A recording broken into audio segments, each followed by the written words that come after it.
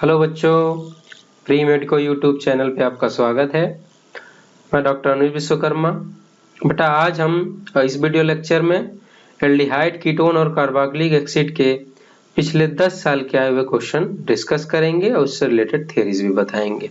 ठीक है, I hope इससे पहले जो भी वीडियोस बन रहे हैं आप उनको देख रहे हो और उससे रिलेटेड जो भी क्वेश्चन हो रहे हैं आप उसको सॉल्व कर रहे हो। तो बेटा आप लगे रहे हमारे साथ लगे रहेंगे आपको तो बहुत ज़्यादा बेनिफिट मिलने वाला है और नीट केमिस्ट्री में आप बहुत ही बेहतर करके आओगे। इवन फिजिक्स और बायोलॉजी सब बेटर होगा और आप एक अच्छे डॉक्टर बनोगे। क्लियर? तो अब आते हैं बेटा अपने क्वेश्चन पे। क्वेश्चन फर्स्ट है, the major product of the following reaction is. ये कोई रिएक्शन दी गई है और पूछ रहे हैं कि इसका मेजर प्रोडक्ट क्या होगा। देखो बेटा ये रिएक्शन कैसे होगी।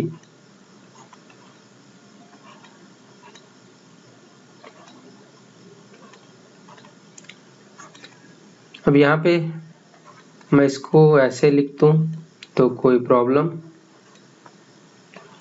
नहीं, प्रॉब्लम बिल्कुल नहीं होगी। मैंने इसको ओपन कर दिया है बस। अब इसकी रिएक्शन जब हम अमोनिया से कराएंगे, ठीक है, तो ये अमोनिया क्या करता है बेटा, ये आपको पता है क्या है। इसके पास क्या है, लोन पेयर है। ये जो हाइड्रोजन है एसिडिक हाइड्रोजन, ये क्या करेगा, इससे बाइंड अप हो जाएगा। सेम इस वाले ऑक्सीजन के साथ भी वही होगा। तो मान लो दो मॉलिक्यूल हमने अमोनिया का ले लिया, ये जो हाइड्रोजन है ये भी एसिडिक है, ये भी क्या करेगा, इससे अटैच्ड हो जाएगा। अटैच्ड हो जाएगा तो आपका स्ट्रक्चर क्या बन जाएगा बेटा, ये इसका स्ट्रक्चर बन जाएगा। मैंने डबल बॉन्ड को रिंग के रूप में कन्वर्ट करा दिया है। आई होप आपको कोई प्रॉब्लम नहीं हो रही होगी। इसने प्रोटॉन को एक्सेप्ट कर लिया, ये स्ट्रक्चर बन गया, और इसने प्रोटॉन को एक्सेप्ट कर लिया तो ये स्ट्रक्चर बन गया। ठीक है, अब करें हीटिंग को बेटा। जब आप इसको हीट करोगे ना तो क्या होगा, हीट करोगे तो एक वाटर मॉलिक्यूल यहां से निकल जाएगा और दूसरा वाटर मॉलिक्यूल यहां से निकल जाएगा। तो अल्टीमेटली हमारा प्रोडक्ट क्या बन जाएगा, ये बन जाएगा।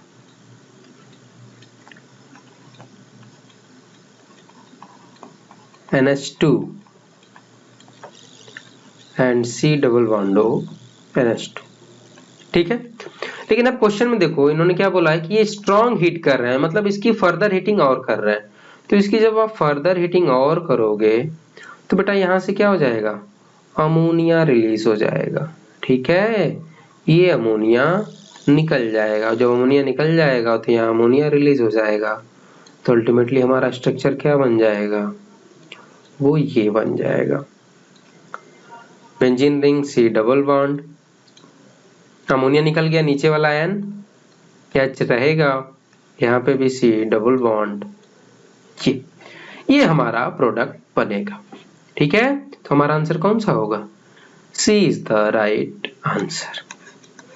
क्लियर? नेक्स्ट क्वेश्चन पे आते हैं, the reaction that does not give benzoic acid as the major product is. ठीक है, चार रिएक्शनें दी गई हैं और पूछ रहे हैं कि कौन सी ऐसी रिएक्शन है जो बेंजोइक एसिड नहीं देगी। तो सबसे पहले बेटा आपको ये तो पता होना चाहिए कि बेंजोइक एसिड क्या होता है। तो मैं यहाँ पे स्ट्रक्चर बना दे रहा हूँ बेंजोइक एसिड का। बेंजीन पे कार्बोक्सिलिक एसिड आप लगा दो, ये हो गई बेंजीन, इस पे लगा दिया कार्बोक्सिलिक एसिड, यही क्या हो गया आपका बेंजोइक एसिड। तो ये जो एसिड है ये पूछ रहे हैं कि इन चारों रिएक्शनों में से किसमें नहीं बनेगा। ठीक है, तो करते हैं। सबसे पहले ऑप्शन ए चेक करते हैं। ऑप्शन ए चेक करेंगे बेटा तो देखो ये कौन सा है, आपको पता होगा ये स्ट्रॉन्ग ऑक्सीडाइजिंग एजेंट है। और जो स्ट्रॉन्ग ऑक्सीडाइजिंग एजेंट होते हैं ये कौन सा अल्कोहल है, प्राइमरी अल्कोहल है। स्ट्रॉन्ग ऑक्सीडाइजिंग एजेंट अल्कोहल को क्या करते हैं, सीधे एसिड में कन्वर्ट कर देते हैं। ठीक है, मतलब स्ट्रॉन्ग ऑक्सीडाइजिंग एजेंट अल्कोहल को डायरेक्टली एसिड में कन्वर्ट करते हैं। ठीक है, तो स्ट्रॉन्ग ऑक्सीडाइजिंग एजेंट है तो ये क्या हो जाएगा, एसिड में कन्वर्ट हो जाएगा। तो कंपाउंड हमारा क्या बन जाएगा, एसिड का मतलब COOH। तो इससे तो क्या बन गया, बेंजोइक एसिड बन गया। कब आते हैं इस पे, बेटा 2 स्टेप की रिएक्शन है, ठीक है, 2 स्टेप की रिएक्शन है। इसमें क्या होगा, देखो पहले जो स्टेप की रिएक्शन ये जो दिख रही है, अगर आपको याद हो तो मैंने हेलो एल्केन और हेलो एलेन वाले चैप्टर में कराया था। ये कौन सा रिएजेंट है, ये हेलो फॉर्म रिएजेंट है, ठीक है, ये हेलो फॉर्म रिएजेंट है। और आपको पता है कि ये है ग्रुप, जब ये ग्रुप है तो क्या होगा, ये हेलो फॉर्म रिएक्शन देगा। तो यहाँ पे क्या बनेगा, हेलो फॉर्म बनेगा और sodium salt of carboxylic acid बनेगा। वो कैसे बनेगा, तो ये बन गया आपका हेलो फॉर्म, मतलब क्लोरोफॉर्म बन जाएगा, और क्या बन जाएगा, sodium salt of carboxylic acid.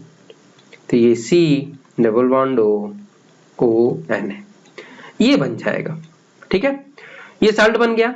लेकिन फर्दर क्या करा रहे हैं, सेकंड स्टेप में हाइड्रोलिसिस करा रहे थे। इसकी अगर हाइड्रोलिसिस कराएं बेटा, H+ क्या करेगा, यहाँ पे बाइंड अप हो जाएगा और हमारा कंपाउंड क्या बन जाएगा,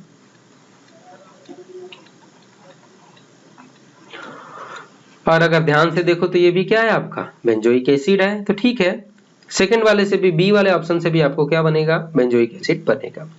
अब ऑप्शन सी पे आते हैं, PCC पाइरिडीनियम क्लोरोक्रोमेट, ठीक है, ये क्या होता है बेटा, ये होता है माइल्ड ऑक्सीडाइजिंग एजेंट।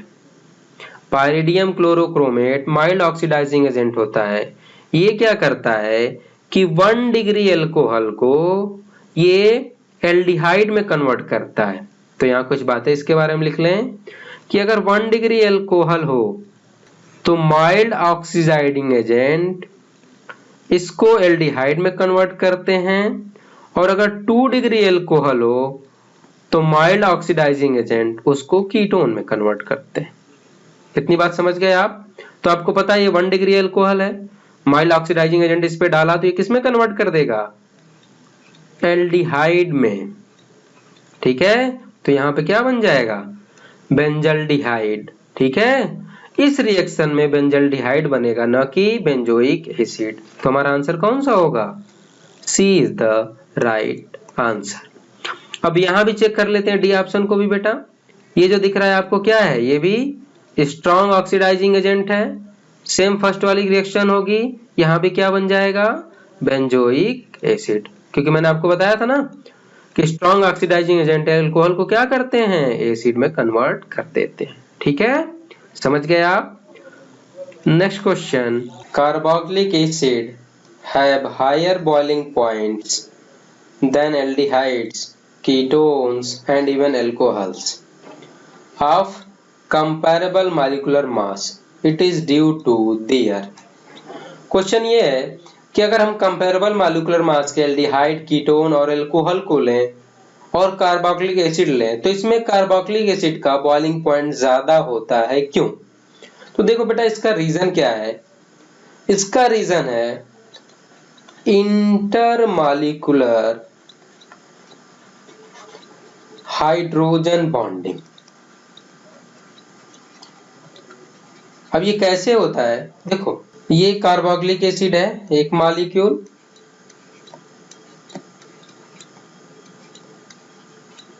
ये क्या करता है कि दूसरे मॉलिक्यूल से इंटरमॉलिक्यूलर हाइड्रोजन बॉन्डिंग बना लेता है,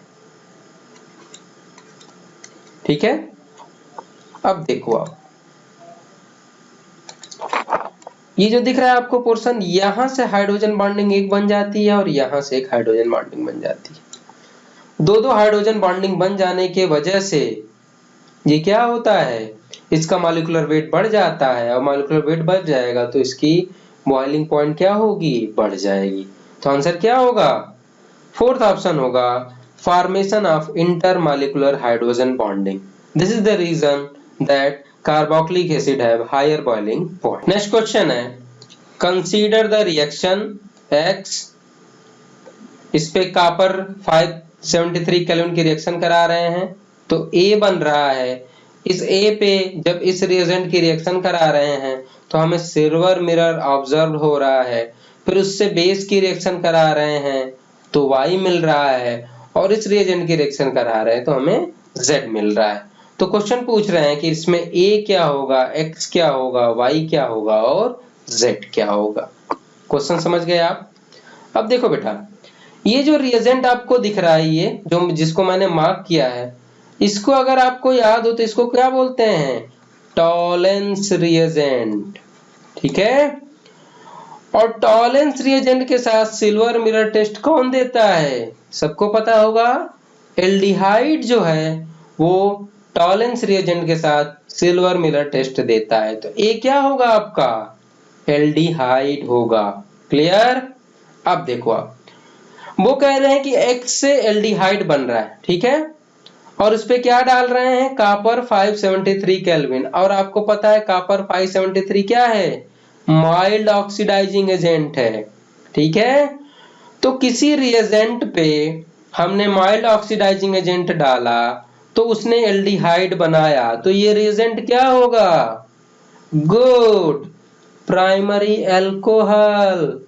क्लियर। अरे प्राइमरी अल्कोहल पे आप जब माइल्ड ऑक्सीडाइजिंग एजेंट डालते हैं तो एल्डिहाइड बनता है, वही सेकेंडरी अल्कोहल हो तो माइल्ड ऑक्सीडाइजिंग एजेंट डालने पे क्या बन जाएगा, कीटोन बन जाएगा। तो ये क्या हो गया, हमारा प्राइमरी अल्कोहल होगा, तो इसको हम बना लेते हैं। ये हमारा हो गया प्राइमरी अल्कोहल और इसका नाम क्या है, इथाइल अल्कोहल। ठीक है, तो X तो हमें पता चल गया। अब इससे A बना लें। अब क्या करेंगे, हम इसको ऑक्सीडेशन कराएंगे तो हमें A मिल जाएगा। तो A क्या होगा, CH3CHO। ये बन गया हमारा A। अब आते हैं दूसरे पार्ट ऑफ रिएक्शन में, Y कैसे बन रहा है। जब इस पे हम बेस की प्रेजेंस में हीट कर रहे हैं तो हमें प्रोडक्ट Y मिल रहा है। क्लियर। दूसरी स्टेप की रिएक्शन ये है। अब देखो बेटा, ये जो एल्डिहाइड है, क्या इसके पास अल्फा हाइड्रोजन है, बिल्कुल इसके पास अल्फा हाइड्रोजन है। और आपको पता है कि अगर कोई भी carbonyl compound alpha hydrogen contain किया है, उसकी रिएक्शन बेस के प्रेजेंस में हीट करने पे जो प्रोडक्ट बनता है, ये मैकेनिज्म को हम क्या कहते हैं, एल्डोल कंडेंसेशन। तो ये जो रिएक्शन है, ये कौन सी रिएक्शन है, एल्डोल कंडेंसेशन। और आपको पता है कि एल्डोल कंडेंसेशन में क्या होता है, दो मॉलिक्यूल यूज होते हैं और इन दो मॉलिक्यूलों में एक मॉलिक्यूल सबस्ट्रेट की तरह बिहेव करेगा और जो दूसरा मॉलिक्यूल है वो न्यूक्लियोफाइल की तरह बिहेव करता है। चूंकि ये दोनों सेम मॉलिक्यूल हैं तो आप किसी को भी सबस्ट्रेट और किसी को भी न्यूक्लियोफाइल कह सकते हो, पर क्रॉस एल्डोल कंडेंसेशन के केस में ये चीज चेंज हो जाती है। ठीक है, तो चलो प्रोडक्ट बनाते हैं। ये हो गया क्या आपका, एल्डिहाइड हो गया। इसकी रिएक्शन हम किससे करा रहे हैं, दूसरे मॉलिक्यूल ऑफ एल्डिहाइड से, बेस के प्रेजेंस में। अब पता है ये क्या है, एसिडिक हाइड्रोजन है, इसको बेस क्या करेगा, ले लेगा। जैसे ही बेस लेगा तो यहाँ पे क्या हो जाएगा, न्यूक्लियोफाइल जनरेट हो जाएगा। तो इस मॉलिक्यूल में ये सबस्ट्रेट की तरह बिहेव करेगा और ये न्यूक्लियोफाइल की तरह। जब ये न्यूक्लियोफाइल बन गया तो ये क्या करेगा, इस कार्बन पे अटैक करेगा। जैसे इस कार्बन पे अटैक करेगा, ये बॉन्ड यहाँ रोटेट हो जाएगा। ठीक है, और ये जो H प्लस बेस ने लिया है, ये जो H प्लस वो कहाँ चला जाएगा, इसके पास चला जाएगा। तो अल्टीमेट स्ट्रक्चर क्या बन जाएगा, CH3CHOH CH2CHO। इसका नाम क्या है, इसका नाम है अल्फा कामा बीटा हाइड्रोक्सी कार्बोनिल कंपाउंड। ठीक है, लेकिन रिएक्शन यहीं कंप्लीट नहीं हुई, क्योंकि इसको हीट भी तो करना है। अगले स्टेप में क्या हो रहा है कि हम हीट कर रहे हैं। ठीक है, और जब इसको हीट करेंगे तो यहां से क्या होगा, वाटर मॉलिक्यूल रिमूव हो जाएगा और अल्टीमेट प्रोडक्ट क्या बन जाएगा, CH3CH double bond CH single bond CHO। ठीक है, और इसका नाम आपको पता हो, इसको क्या कहेंगे? 4 कार्बन है, 1 2 3 4, तो इसके लिए क्या यूज करेंगे? ब्यूट। दूसरे पे क्या है? डबल बॉन्ड है तो 2, डबल बॉन्ड के लिए इन, और ये 4 कार्बन का एल्डिहाइड है, एल्डिहाइड के लिए क्या यूज करेंगे? अल। तो ये जो बना, ये क्या बना हमारा? ये हमारा वाई बना, ब्यूट 2 इनल हमारा प्रोडक्ट बना। क्लियर? अब आते हैं तीसरे रिएक्शन पे। तीसरी रिएक्शन क्या है? तीसरी रिएक्शन है कि ये इस एल्डिहाइड की रिएक्शन इससे करा रहे हैं, NH2 NH CONH2। और आपको पता होगा बेटा कि एल्डिहाइड की रिएक्शन नाइट्रोजन डेरिवेटिव से कराने पे ये कौन सी रिएक्शन होती है? ये रिएक्शन होती है न्यूक्लियोफिलिक एडिशन एलिमिनेशन रिएक्शन। इन दोनों की रिएक्शन को हम कहेंगे न्यूक्लियोफिलिक एडिशन एलिमिनेशन रिएक्शन।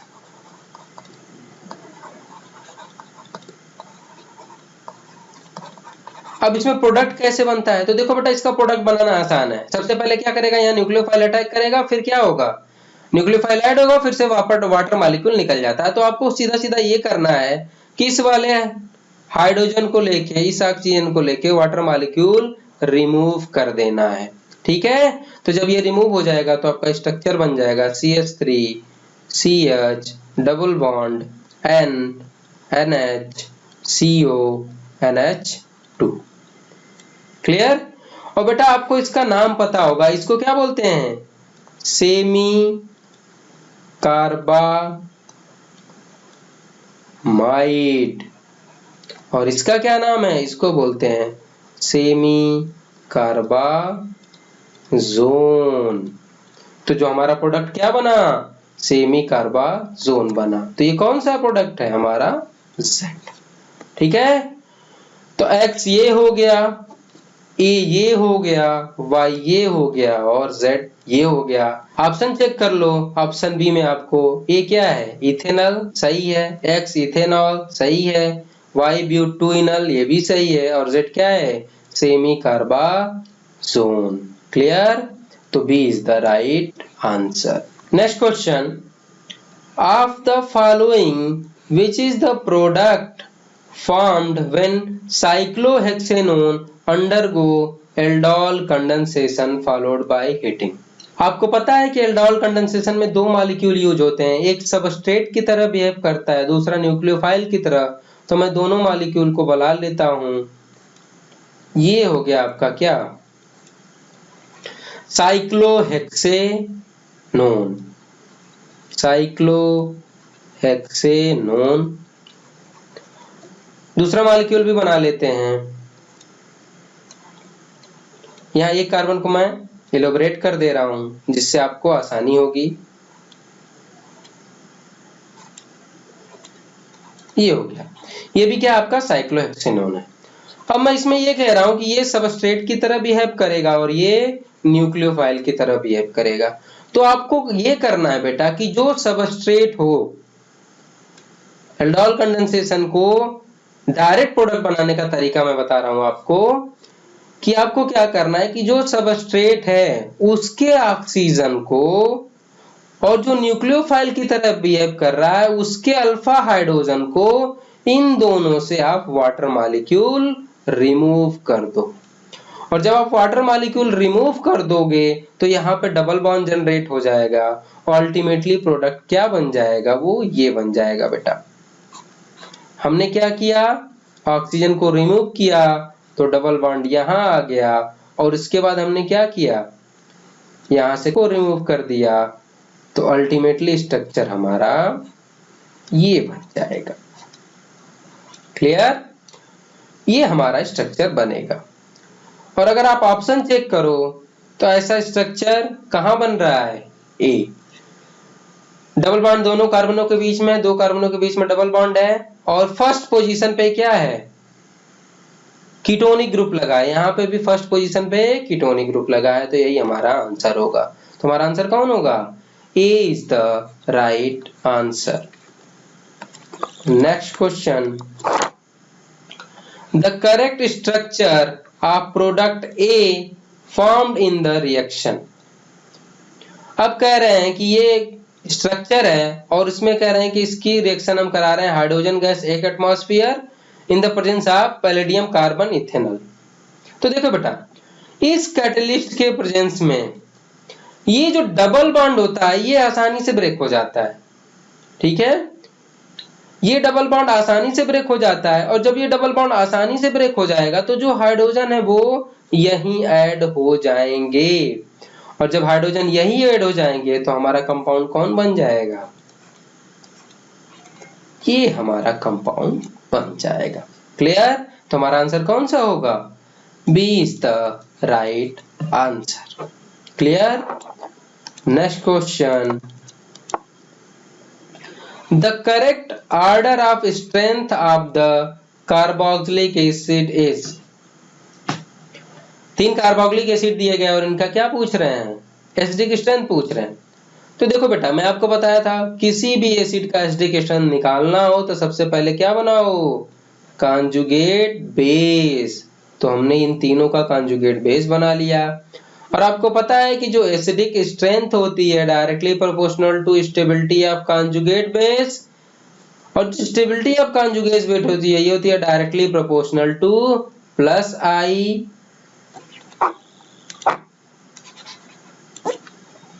और जो स्टेबिलिटी ऑफ कॉन्जुगेट बेस होती है वो directly proportional to minus I and inversely proportional to plus I होता है। अब इन तीनों में देखो आप, ये जो ग्रुप दिख रहा है ये कौन सा ग्रुप है? माइनस आई ग्रुप। ये जो ग्रुप दिख रहा है ये कौन सा ग्रुप है बेटा? ये भी माइनस आई ग्रुप है और यहाँ देखो तो यहाँ पे क्या होगा? CH2 होगा। अगर इसको आप काउंट करते हो तो ये कौन सा ग्रुप है? प्लस आई ग्रुप है। तो आपको पता है कि इन तीनों में से ये प्लस आई ग्रुप लगा है इस पे, जब इस पे प्लस आई ग्रुप है तो ये क्या करेगा? इस कॉन्जुगेट बेस आयन की स्टेबिलिटी को कम करेगा। तो सबसे लेस स्टेबल तो ये होगा। जब सबसे लेस स्टेबल ये होगा तो इसकी स्ट्रेंथ क्या होगी? सबसे कम होगी। तो सबसे कम एसिडिक होगा फर्स्ट। अब आते हैं इन दोनों के पास। बेटा देखो इसमें सेकेंड वाले में जो माइनस आई ग्रुप लगा है वो मेटा पोजीशन पे है, इस ग्रुप के रेस्पेक्ट में मेटा पोजीशन पे है और थर्ड वाले में क्या है? पैरा पोजीशन पे है। ठीक है, आपको पता है कि डिस्टेंस कम होने से आई इफेक्ट ज्यादा काम करता है। यहाँ डिस्टेंस कम है तो माइनस आई पावर ज्यादा काम करेगा, माइनस आई पावर इसको ज्यादा स्टेबलाइज करेगा।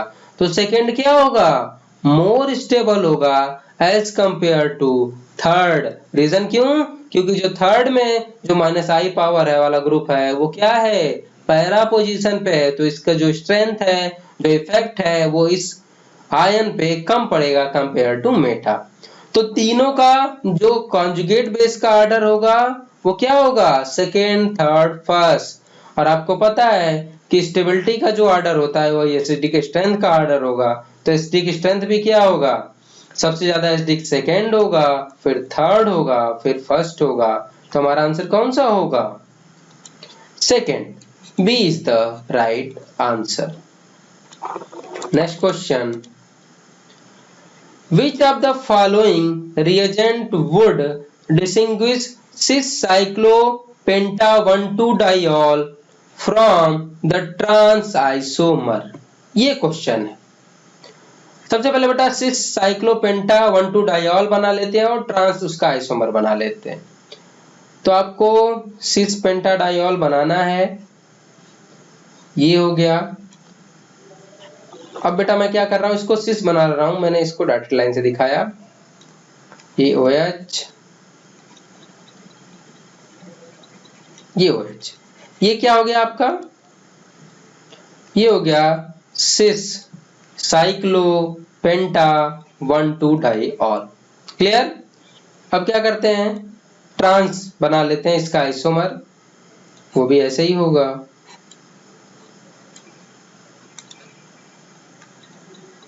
ट्रांस में क्या होगा? एक ग्रुप यहां पे होगा तो दूसरा ग्रुप अलग होगा। ये हो गया, ये हो गया आपका ट्रांस साइक्लोपेंटा 1,2 डाइओ। अब कह रहे हैं कि इन चारों में से इनको कौन डिफरेंशिएट करेगा। तो देखो बेटा, ऑप्शन ए में देखो जो MnO2 है ये क्या है, ऑक्सीडाइजिंग एजेंट है, ये सिस को भी ऑक्सीडाइज करता है और ट्रांस को भी, तो बेटा ये तो डिफरेंशिएट नहीं कर पाएगा। अब आता है एल्युमिनियम आइसोप्रोपाक्साइड, बेटा ये भी ऑक्सीडाइजिंग एजेंट की तरह बिहेव करेगा, तो ये भी दोनों से रिएक्शन करेगा, जब दोनों से रिएक्शन करेगा तो ये भी डिफरेंशिएट नहीं कर सकता। अब ऑप्शन सी आते हैं एसीटोन। देखो बेटा एसीटोन क्या करता है, अगर इसकी रिएक्शन हम एसीटोन से कराएं, ठीक है, ये हो गया एसीटोन आपका। अगर इन दोनों की रिएक्शन हम एसीटोन से कराते हैं तो देखो एसीटोन किससे रिएक्शन करेगा और किससे नहीं करेगा। अगर देखो हाइड्रोक्सिल ग्रुप दोनों सेम साइड लगे हों तो ये एसीटोन क्या करता है, इससे वाटर मॉलिक्यूल को रिमूव कर लेता है और क्या बना लेता है, कीटल बना लेगा। क्या बन जाएगा, कीटल। यहाँ पे क्या हो जाएगा, कार्बन बाइंडेड हो जाएगा और ये CH3 और ये CH3, ठीक है, तो ये कीटल बन जाएगा, इसको क्या कहेंगे, कीटल।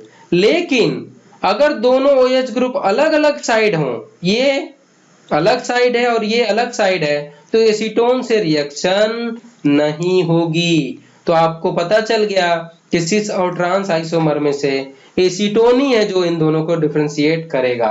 सिस से वो रिएक्शन करके कीटल तो बनाएगा लेकिन वो ट्रांस से रिएक्शन नहीं करेगा। तो हमारा आंसर कौन सा होगा, C acetone is the right answer. Option D भी डिस्कस कर लेते हैं बेटा। देखो ओजोन जो है ये इलेक्ट्रोफाइल की तरह बिहेव करती है और ये कहाँ अटैक करती है, ये अटैक करती है मल्टीपल बॉन्ड पे, ठीक है। और मल्टीपल बॉन्ड आपको पता है अल्कोहल में कोई मल्टीपल बॉन्ड नहीं है, तो ये भी क्या करेगा, ये दोनों से रिएक्ट नहीं करेगा। क्लियर। अब आते हैं नेक्स्ट क्वेश्चन पे। नेक्स्ट क्वेश्चन है the correct statement regarding a carbonyl compound with the hydrogen atom on its alpha carbon. सारे ऑप्शन पढ़ते हैं बेटा। क्वेश्चन ये है कि कार्बोनिल कंपाउंड है और जो अल्फा कार्बन पे जो हाइड्रोजन लगा होता है उसके बारे में कुछ बात कही गई है। तो ये चारों ऑप्शनों को पढ़ते हैं और पूछते हैं कि कौन सा जो स्टेटमेंट कहा गया है वो अल्फा हाइड्रोजन के बारे में सही है, ठीक है। तो ऑप्शन ए पढ़ते हैं। ऑप्शन ए लिखा है a carbonyl compound with a hydrogen atom on its alpha carbon rapidly equivalents with its corresponding enol. तो सबसे पहले क्या करते हैं, बना लेते हैं। मान लेते हैं बेटा ये हो गया क्या आपका कोई कार्बोनिल कंपाउंड हो गया, ठीक है। अब ये करें इसका इनॉल बनाओ आप, तो इनॉल कैसे बनेगा, सबको पता है ये बॉन्ड यहाँ रोटेट होगी और ये H क्या हो जाएगा, इससे जाके बाइंड अप हो जाएगा, तो ये बन गया इसका इनॉल, ठीक है। क्या ये सही है, बिल्कुल ये सही है, ये भी सही है और ये भी सही है, ठीक है। तो क्वेश्चन ये कह रहा है कि carbonyl compound with hydrogen atom on its alpha carbon rapidly equivalents with the corresponding इनॉल। क्या ये दोनों इक्विलिब्रियम में होते हैं, बिल्कुल ये दोनों डायनेमिक इक्विलिब्रियम में होते हैं, दोनों एक दूसरे में कन्वर्ट हो रहते हैं। तो यहां तक तो स्टेटमेंट सही है, ठीक है। अब नेक्स्ट कह रहे हैं and this process is known as carbonylization. गलत है बेटा, इस प्रोसेस को क्या कहते हैं, अरे टाटोमेरिज्म है ना बेटा, ये तो टाटोमेरिज्म है, इसको कार्बोनाइलाइजेशन तो कहेंगे नहीं, तो पहला स्टेटमेंट गलत हो गया। अब आते हैं दूसरे स्टेटमेंट पे। दूसरे स्टेटमेंट में क्या कह रहे हैं, a carbonyl compound with hydrogen atom on its alpha carbon rapidly equilibrates with its corresponding enol and this process is known as keto enol tautomerism. यहां तक मैं पहले ही बता चुका हूं कि स्टेटमेंट सही है फर्स्ट वाले ऑप्शन में ही, और इसको क्या कहते हैं, कीटोइनॉल टाटोमेरिज्म। तो ऑप्शन बी है वो बिल्कुल करेक्ट है। अल्फा कार्बन के बारे में जो बात की गई है वो भी सही है और ये जो फेनोमेना होती है उसको हम क्या कहते हैं, कीटोइनॉल टाटोमेरिज्म। तो B is the right answer. Clear. Next question, the product formed by reaction of an aldehyde with primary amine। Clear.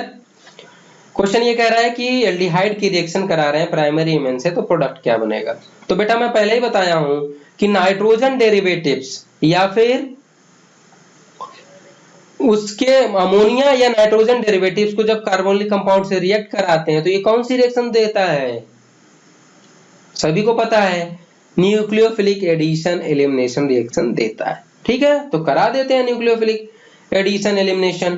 कैसे होगा ये देखो आप, मान लो ये कोई एल्डिहाइड है, हमने एक एल्डिहाइड ले लिया,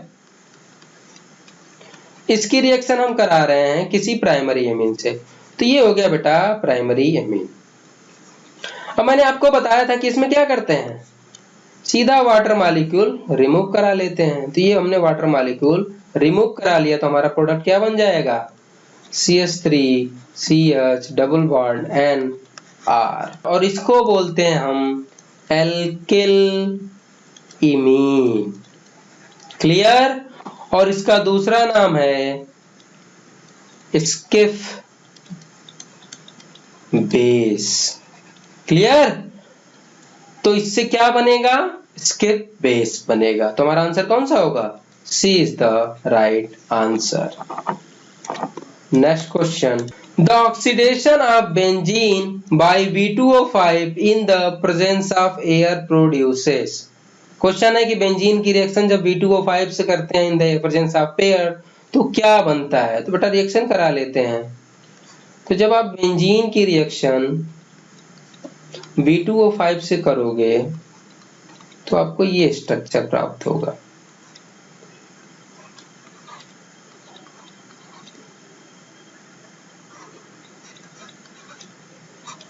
और इसका नाम क्या है बेटा, इसका नाम है मैलेइक एनहाइड्राइड। मतलब बेंजीन पे आप B2O5 की रिएक्शन कराओगे तो क्या मिलेगा आपको, मैलेइक एनहाइड्राइड मिलेगा। तो हमारा आंसर कौन सा होगा, A is the right answer. Next question, reaction of a carbonyl compound with one of the following reagent involves nucleophilic addition followed by elimination of water, the reagent is। फिर से वही question बेटा, देखो question क्या वही है, अरे अभी तो करा रहे थे, मैं बोला था अमोनिया डेरिवेटिव्स या फिर अमोनिया, इनका जो एडिशन होता है वो कैसे होता है, nucleophilic addition followed by water elimination. तो हमारा ऑप्शन कौन होगा, हाइड्रोजन, क्योंकि हाइड्रोजन ये है, क्या ये अमोनिया डेरिवेटिव है, इसकी रिएक्शन अगर हम कार्बोनिल कंपाउंड से कराएंगे तो ये क्या करेगा, वाटर मॉलिक्यूल को रिमूव कर देगा और कंपाउंड बना लेगा। एक चीज और है कि ये जो रिएक्शन होती है वो एसिडिक मीडियम में होती है, हमें ये ध्यान रखना है। तो हमारा आंसर कौन सा होगा, A, hydrogen in the presence of feebly acidic solution. समझ गए। एक बार फिर मैं इस क्वेश्चन को बता दूं कि बेटा जो अमोनिया है या उसके डेरिवेटिव्स हैं उनकी रिएक्शन अगर आप कार्बोनिल कंपाउंड से कराते हो तो वो कौन सी रिएक्शन शो करते हैं, वो nucleophilic addition elimination reaction show करते हैं। क्लियर। अब आते हैं अगले क्वेश्चन पे, which one of the following ester gets hydrolyzed most easily under alkaline condition। ये 4 ईस्टर दिए गए हैं और आपको पता है कि इनमें से पूछ रहे हैं कि किसको हाइड्रोलाइज करना इजी है। तो बेटा मैं एक चीज बता दूं, आप उसको याद रखो कि जो हाइड्रोलिसिस ऑफ ईस्टर होता है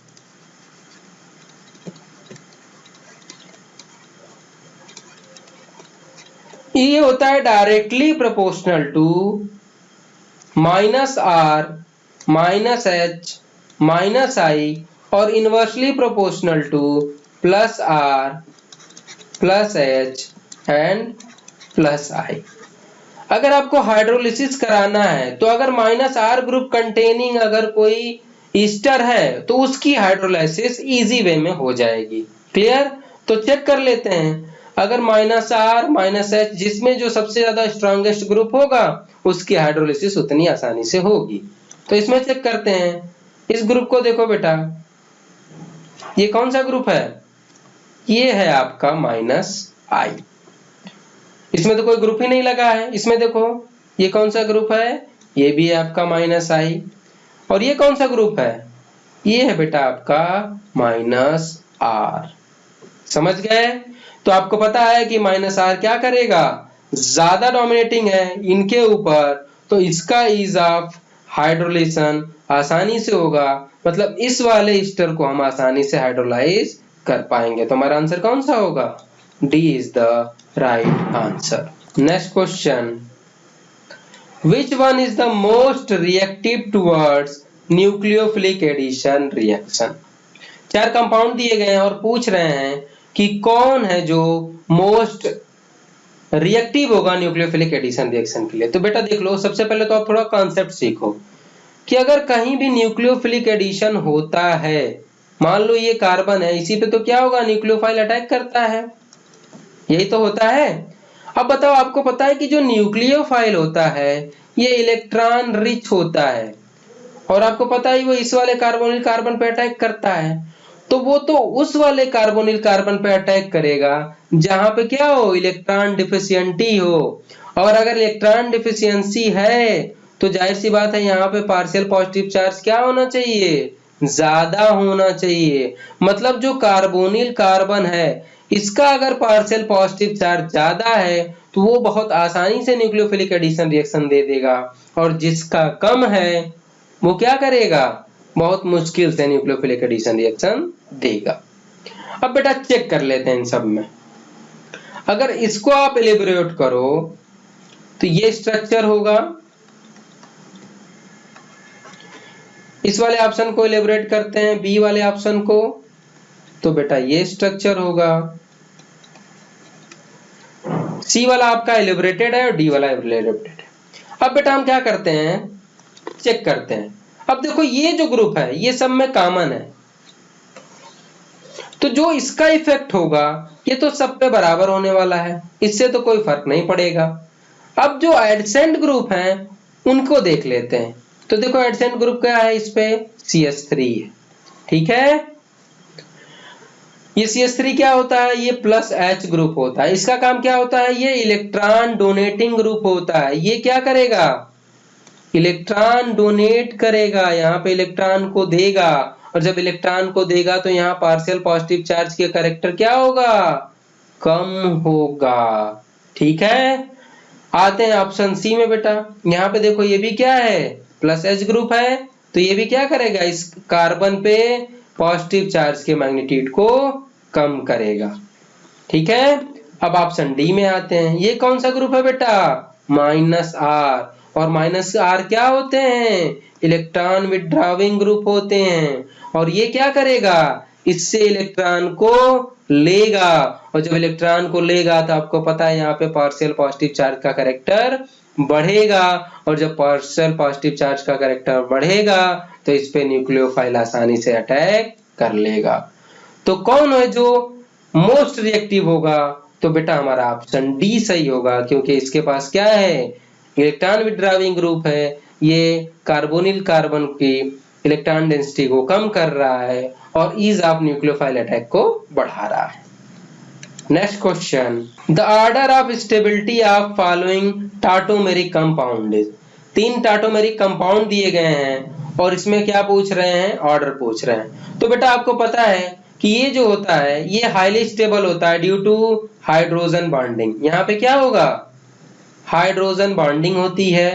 हाइड्रोजन बॉन्डिंग की वजह से क्या होता है? ये हाईली स्टेबल होता है, और इसका इनॉल कंटेंट कितना होता है? ये आपका बेटा 76% होता है। इसके बाद ये होगा, इसका होता है 24%, और उससे कम स्टेबल ये होता है। तो सबसे ज्यादा स्टेबल थर्ड होगा, उसके बाद सेकेंड, और उसके बाद फर्स्ट। ऑप्शन चेक कर लेते हैं, तो D is the right answer. तो बच्चों आज के वीडियो लेक्चर में हम इतना ही क्वेश्चन सॉल्व करेंगे।